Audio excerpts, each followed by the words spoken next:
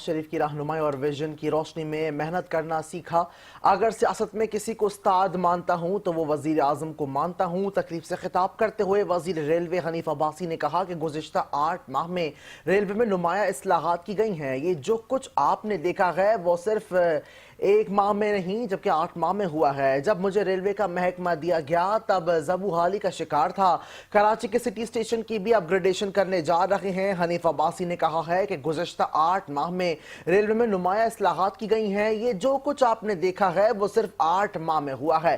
जब मुझे रेलवे का महकमा दिया गया तब ज़बूहाली का शिकार था। कराची के सिटी स्टेशन की भी अपग्रेडेशन करने जा रहे हैं। ब्रांचेस जो है रूट ब्रांच, उन पे अपलिफ्टिंग के लिए अपनी कैबिनेट से अप्रूवल ली है। यानी लाहौर से फैसलाबाद, लाहौर से नारोवाल, लाहौर से कसूर, इस तरह के 8 रूट्स उन्होंने पिक किए हैं और उस पे वो पाकिस्तान रेलवे के जरिए इन्वेस्टमेंट करना चाहते हैं और वहां पे डीएमयू चलाना चाहते हैं। मैं चाहूंगा कि सिंध के लोगों की बहुत बड़ी डिमांड है, एक तो वो पूरी की जाए। दूसरा, मैं आपका शुक्रगुजार हूं कि रोड़ी हमारा बहुत बड़ा जंक्शन है जिसमें 400 मिलियन वजीर आला सिंध सर दे रहे हैं और 600 मिलियन रेलवे डाल रहे हैं।